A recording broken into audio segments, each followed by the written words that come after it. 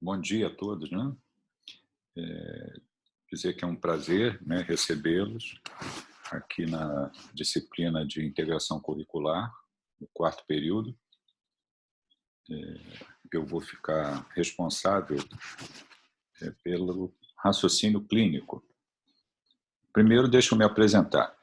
Meu nome é Afonso José Serem Soares, eu sou professor da Faculdade de Medicina de Vassouras, né, já há vários anos. E é um prazer estar com vocês aqui, né? Espero que todos continuem aí se protegendo. A minha aula será remota, né? E logo que haja o controle aí da Covid, as pessoas estejam vacinadas, nós vamos voltar a ter, né? Esperamos todos que seja assim, o retorno à nossa vida normal. Eu diria para vocês que o raciocínio clínico ele é fundamental, né? Que ele seja exercido. E eu vou falar um pouco sobre isso agora. Qual é a importância do raciocínio clínico e como que a gente pode vê-lo como fundamental na nossa atividade médica. Então, vamos lá. Nós temos a nossa atividade profissional, né, como médico, né, o que a caracteriza e o que ela tem de singular. Quer dizer, o médico trabalha de uma forma organizada. O que tem de singular na atividade profissional do médico, né? É que ele, né, quando atende um paciente, né, eu recebi um paciente para atendimento, isso significa que eu preciso coletar dados, né, que significa a história do paciente, logo a seguir, ou paralelamente a isso, proceder ao exame físico do paciente e lançar mão, pedir e interpretar exames complementares, né? Olhar o resultado dos exames, interpretá-los para poder, né, com esse conjunto de dados, a partir de um raciocínio clínico, eu poder chegar a um diagnóstico.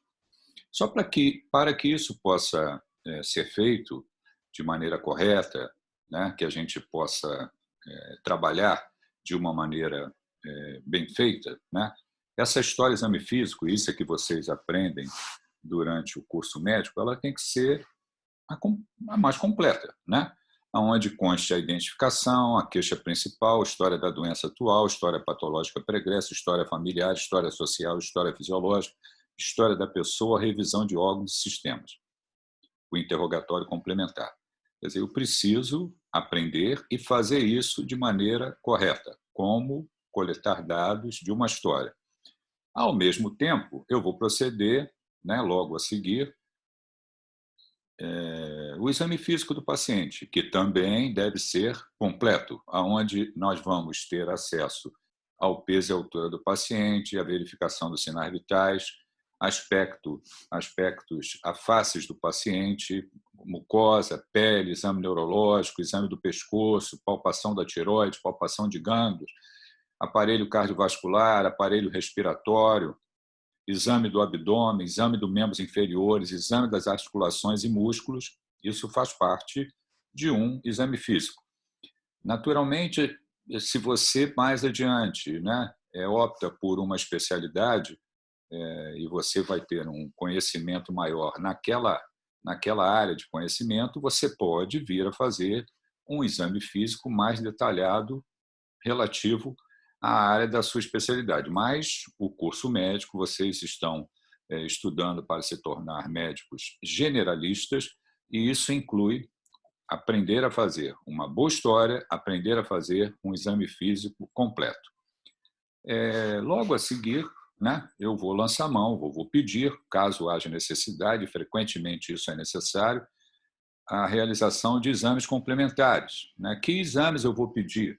Eu posso pedir um hemograma, glicose, ureia, creatinina, coagulograma, sódio, potássio, exame de urina, raio-x de tórax, eletrocardiograma. Quer dizer, eu vou pedir exames que eu posso atribuir como uma rotina de internação, posso pedir exames necessários para esclarecimento daquela possibilidade que eu passei a elaborar como um possível diagnóstico a partir da coleta de dados da história e do exame físico. Então, os exames que eu vou pedir estão relacionados a este raciocínio que eu venho fazendo desde que eu atendi o paciente, coletei a história, examinei o paciente. Para que isso possa ocorrer, nós temos o que a gente chama de um processo cognitivo, né? Que vai levar ao raciocínio clínico. Esse processo cognitivo ele se baseia em dois dados muito interessantes. Um é um raciocínio hipotético dedutivo, né, que é oriundo de pensadores, de filósofos como Karl Popper, né, e também um outro que se chama raciocínio indutivo, né, que também está relacionado a um filósofo, a um pensador, Francis Bacon. Vamos dar um exemplo. Quando a gente avalia um paciente com dor torácica, eu vou conversar com o paciente, estou coletando a história, e ele vai me dar informações a respeito da intensidade da dor torácica, da localização da dor, da característica da dor, a irradiação da dor, a duração da dor, se melhora com alguma medicação, alguma posição que o paciente adotou, se piora com algum esforço, se piora com alguma posição que o paciente adota, ela está associada a algum fato ou não, quer dizer, se o paciente, além da dor, ele tem vômitos, além da dor, ele tem falta de ar, dispneia, a periodicidade que essa dor ocorre, se ela ocorre durante um pequeno intervalo de tempo, ou se ela tem uma duração maior, ou ela ocorre com intervalos maiores, ou agora com intervalos mais frequentes, né? Qual o fator desencadeante que levou à dor, quer dizer, se o paciente estava em repouso ou estava fazendo algum esforço, e dados adicionais que você queira obter do paciente para poder caracterizar melhor essa queixa de dor torácica que o paciente está apresentando. Então, todos esses dados são importantes para que eu possa elaborar um raciocínio clínico a respeito da avaliação da dor torácica.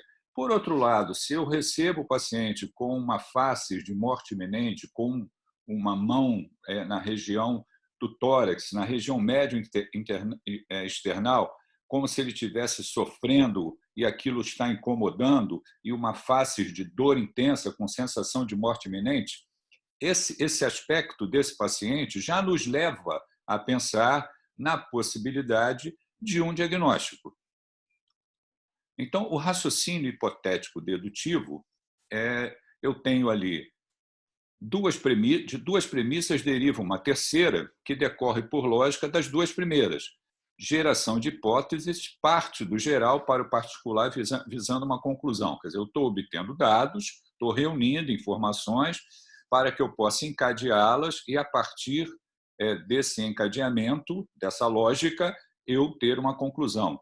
E também temos o raciocínio indutivo, onde eu tenho um dado particular e, a partir daquele dado particular, que pode ser característico de uma determinada patologia, eu parto para a generalização, reconhecimento de padrões. Nós usamos esses dois tipos de raciocínio quando a gente está coletando a história do paciente, quando a gente está examinando o paciente. O raciocínio hipotético dedutivo e o raciocínio indutivo. O problema diagnóstico tem a sua possível solução com o resgate do que está armazenado a longo prazo, por um processo associativo que liga as informações ao conteúdo armazenado. Quer dizer, para que eu possa ter esse raciocínio clínico, eu tenho que ter conteúdo, eu tenho que ter substrato, eu tenho que ter estudado, eu tenho que ter aprendido a raciocinar dessa maneira.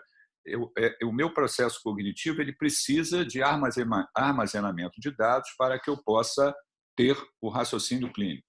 Ou seja, eu preciso ter informações para que esse processo possa ser feito, o processo cognitivo possa ser feito. E tudo isso ocorre, né? Esse processo cognitivo, raciocínio clínico, para que um diagnóstico possa ser feito. Quando nós pensamos em relação ao diagnóstico, muitas vezes nós vamos pensar em uma hipótese diagnóstica principal e o diagnóstico diferencial, né? Nós vamos somar sensibilidade e especificidade de cada informação que a gente obteve. Isso aumenta a nossa acurácia diagnóstica para que eu pense naquela possibilidade como hipótese diagnóstica principal. Então, nós vamos obter o maior número de dados sugestivos de uma determinada patologia. Isso inclui dados clínicos de história, exame físico e exames complementares e a sua interpretação.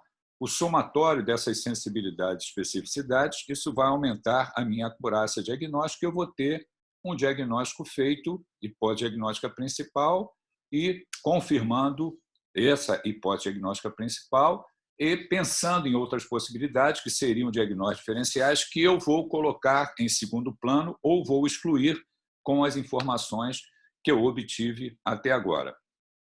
A partir do momento que isso é feito, né, é obtenção de maior número de dados subjetivos da doença, clínica mais exames, eu vou decidir as intervenções. Então, o tratamento ele fica autorizado a partir desse momento que eu chego nesse ponto da coleta de dados, exame físico, realização de exames complementares, sua interpretação, um processo cognitivo que me levou a raciocinar que aquele é o diagnóstico pelo somatório de dados que eu obtive e isso vai permitir que eu tenha uma autorização para tratamento desse paciente. Bom, vamos continuar.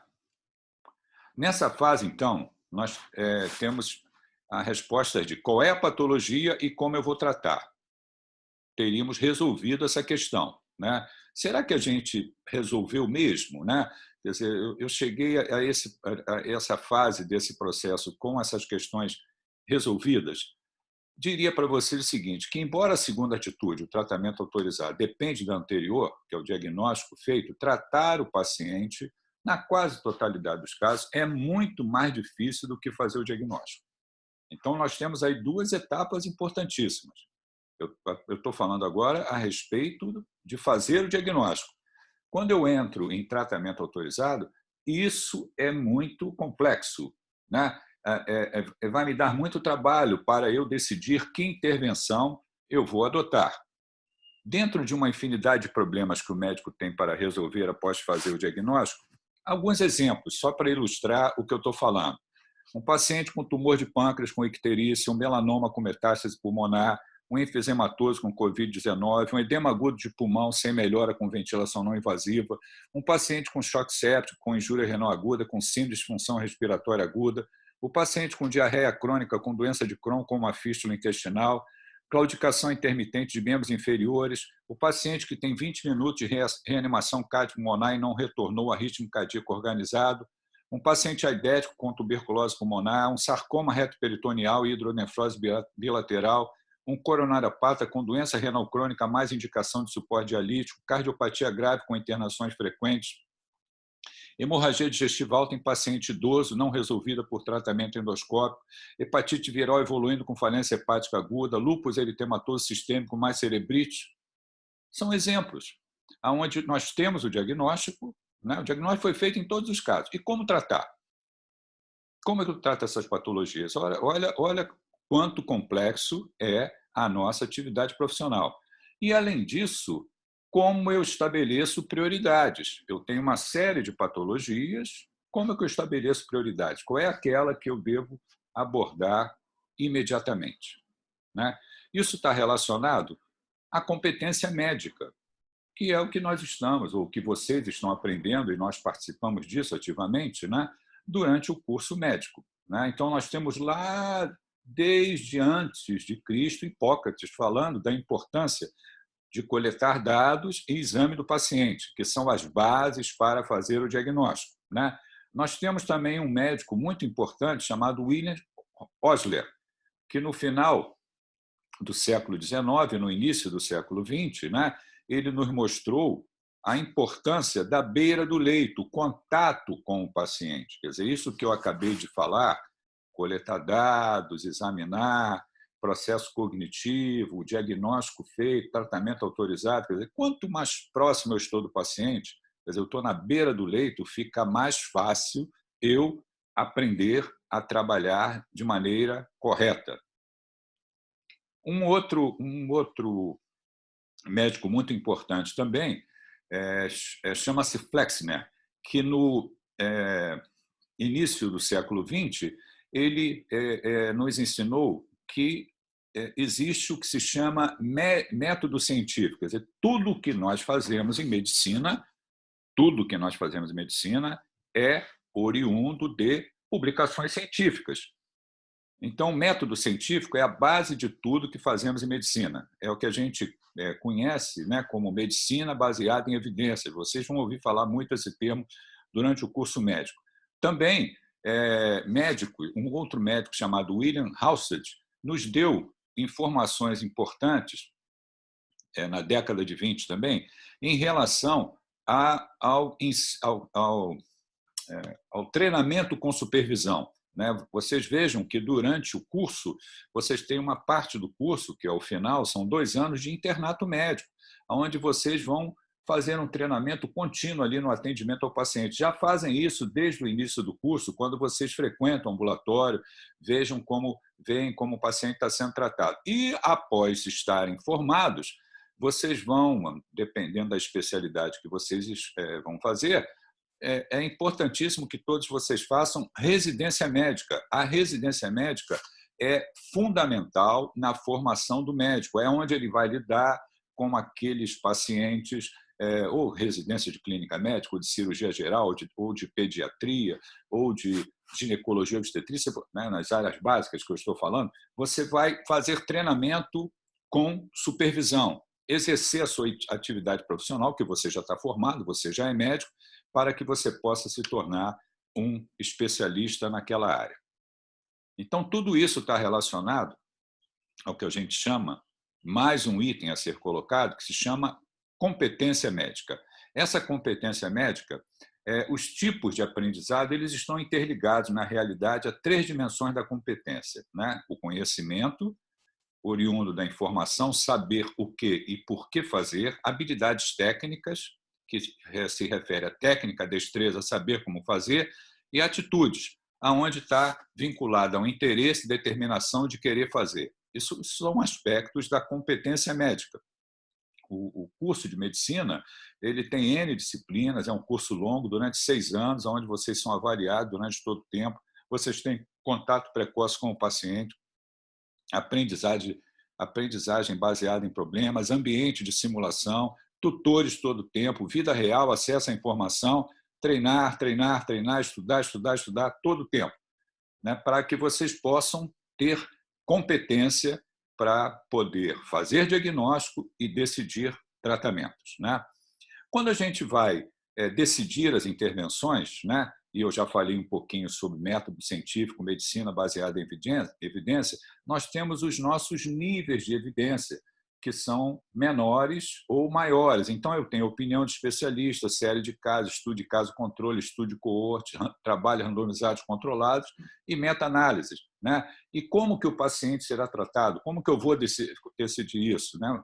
As recomendações, as sociedades, elas elaboram, né, os especialistas, eles elaboram diretrizes, consensos, recomendações, guidelines, bundles, checklist.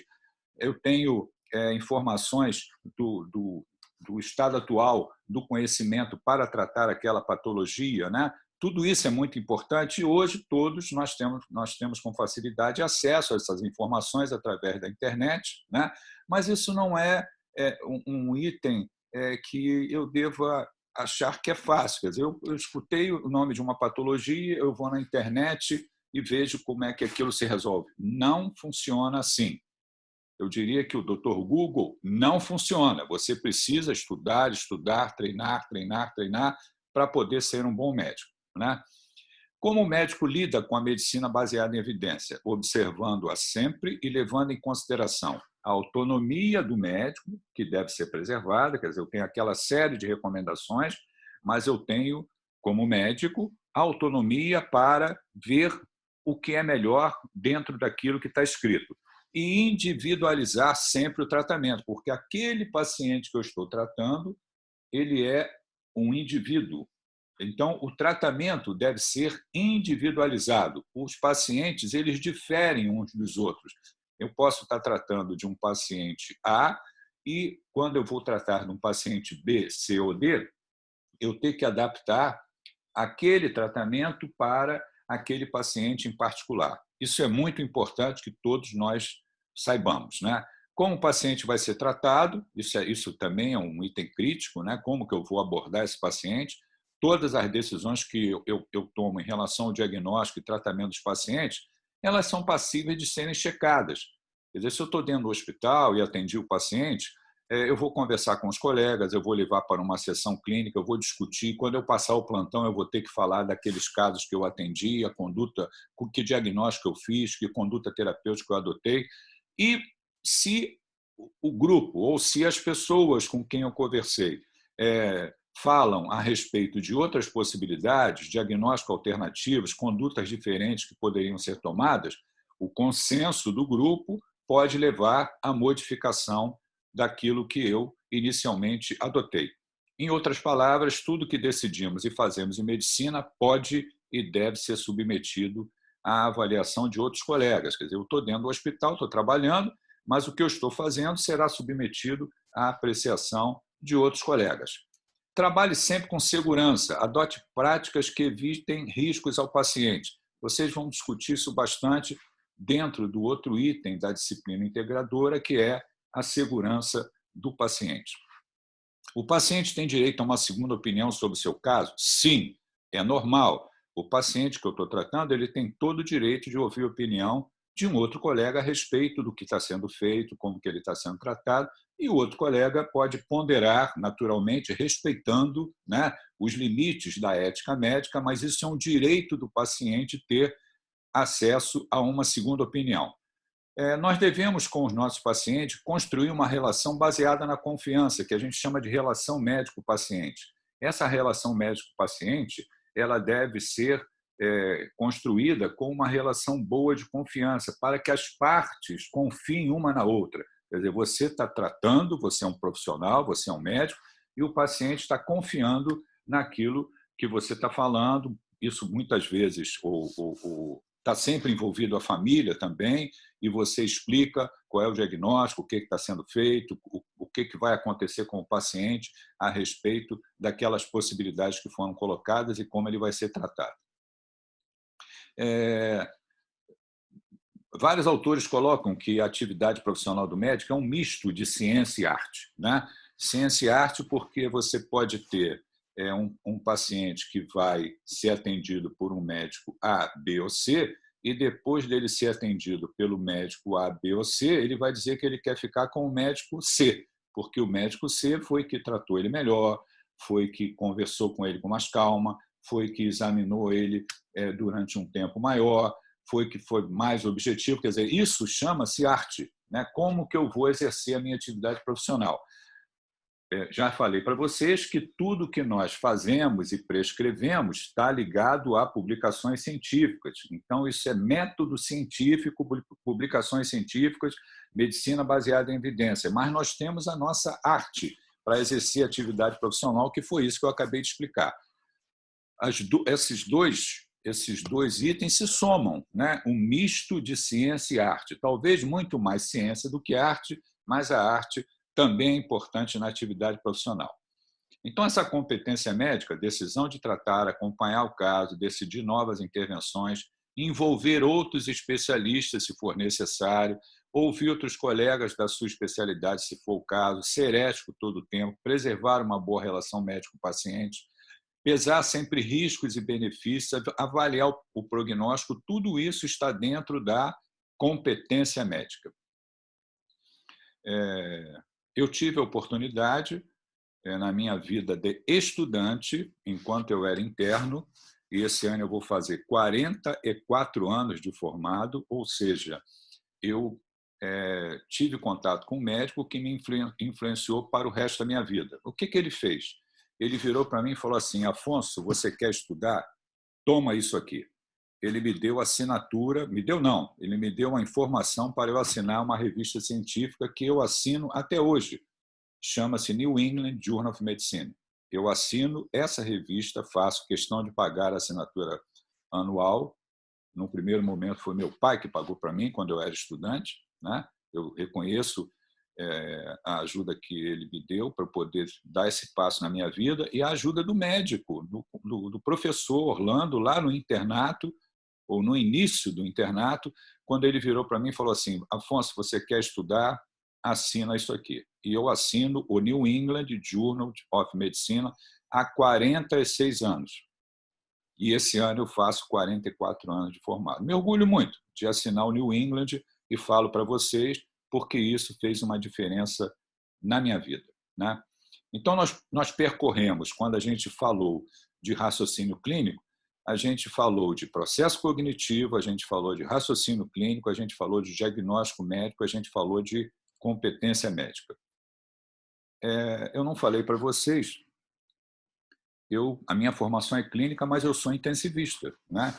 Eu trabalhei e continuo ainda indo à CTI para discutir casos, embora a minha atividade, a minha principal hoje seja, eu também me qualifiquei para isso, né? Para poder dar aula, né?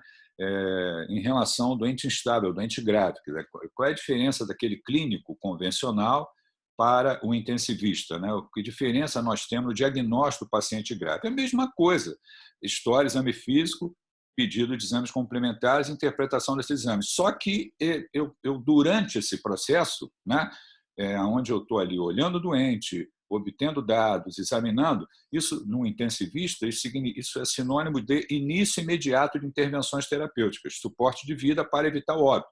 Quer dizer, se eu tenho ali um doente com insuficiência respiratória e eu não providencio o suporte ventilatório, né, o adequado, mais adiante esse doente vai evoluir com parada cardiorrespiratória, eu vou perder esse paciente. Então, eu tenho que identificar o problema e resolver o problema. Essas informações são colhidas com objetividade. Naturalmente, eu não posso sentar diante de um paciente grave e levar 2 horas colhendo uma história, eu tenho que ser objetivo. Então, essas duas características, início imediato de intervenções terapêuticas, suporte de vidas para evitar o óbito e informações colhidas com objetividade, são aquelas que caracterizam o médico intensivista.